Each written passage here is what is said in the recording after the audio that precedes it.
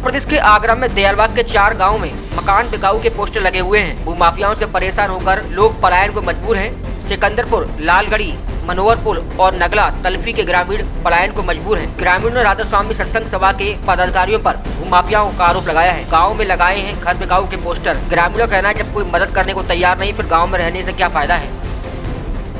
भूरी सिंह। अच्छा, भूरी सिंह जी, क्या वजह रही जो इतने घर आपने पोस्टर लगाए हैं? परेशानी आ रही है, चुप रह रहे हैं? देखो, परेशानी ये है कि लोग रह रहे हैं, रह तो अब भी रह रहे हैं और रहेंगे भी हो सकता है। अगर कोई काम हुआ तो लोग रहेंगे, काम ना होगा तो मजबूरी में भागना पड़ेगा। 2009 में झगड़ा हुआ। 2009 में जो गांव के लोगों का रास्ता रोका और पानी नाली रोकी, नाली तोड़ी गई, गांव की पाइपलाइन तोड़ी गई सत्संगियों द्वारा। 2009 में जब हमने पैरवी की तो इन्होंने पाइपलाइन को तोड़ दिया। जो पानी खा रही है हमारे गाँव के अंदर, तो पाइपलाइन डलवाई थी, हम जिला पंचायत सदस्य थे, पाइपलाइन डलवाई, उन्होंने फाड़ के फेंक दी। तभी से तो आज तक गांव का कुछ पानी खारी पी रहा है पूरे गांव के अंदर। आज तक कुछ नहीं हुआ। 12 साल हम जेल भी काटे हैं झगड़े के बाद में, और पानी गांव में आज तक खारी ही चल रहा है। अभी तो कोई व्यवस्था नहीं। हम जेल काटने के बाद आए तो गांव के लोगों ने फिर शुरू कहा, देखो ये तार, योगी कह रहे हैं कि तार कांटे के तार ना लगे, इन्होंने कांटे के तार लगा दिए 10 किलोमीटर के बीच में।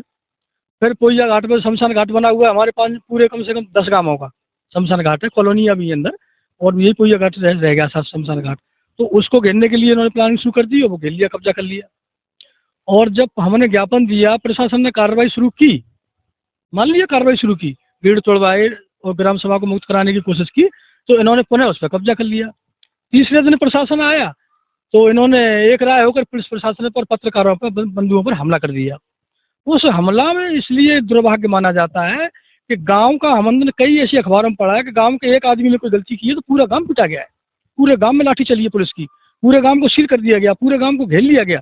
मगर राधा स्वामी सत्संगियों ने एक राय होकर पुलिस इंस्पेक्टर को पीटा, पत्रकारों को पीटा, कई पुलिस वाले घायल हुए, मुकदमा दर्ज तक नहीं हुआ। तो गांव के लोगों में भय और दहशत है इस समय। अब ये भय बन गई है गांव के लोगों को कि अब हम यहाँ कैसे रह पाएँ, क्या करें बताओ। जब पुलिस पिट रही है, पत्रकार पिट रहे हैं, 2009 में पुलिस पिटी, हमारी कोई कार्रवाई नहीं होती। हजारों मुकदमाओं से तो एक आध मुकदमा लिखा जाता है, हजारों में से एक आध की चार्जशीट लगती है, और वो चार्जशीट में से गवाही तो आज तक उनके खिलाफ कुछ होती भी नहीं है, क्योंकि किसी होने नहीं दी उन्होंने आज तक। तो ये फिलहाल तो 4 गाँवों में है, वैसे 10 गाँवों में लगाएंगे आगे चल के। सब लोग तो सब इनसे पीड़ित तो हैं ही, कुछ डर और भय भी है लोगों को। अभी हमने सुना है, अभी कोई पुलिस वाले आए थे गाँव के अंदर, तो कई पोस्टरों को हटवा गए। 4 गाँवों में करीब वोट तो करीब 5-6 हज़ार वोट हैं इन 4 गाँवों में, और वैसे हमारी 30-35 हज़ार वोट है। जो इसमें हमारा जो नगला हवेली पड़ता है, नगला बघेल पड़ता है, जगनपुर पड़ता है, नगला बदी पड़ती है, मनोहर पड़ता है, ये सब हमारे गाँव ही हैं। ये पंचायतें हैं, बाकी नगर निगम में मिल गए हैं जो गाँव, मगर गाँव सब एक रहे हैं, सब एक ही है, सब पीड़ित है, कॉलोनी भी इनसे पीड़ित है। काला नाम है। ये बताओ, ये घर पे ये पोस्टर लगे हुए हैं, क्या परेशानी आ रही है?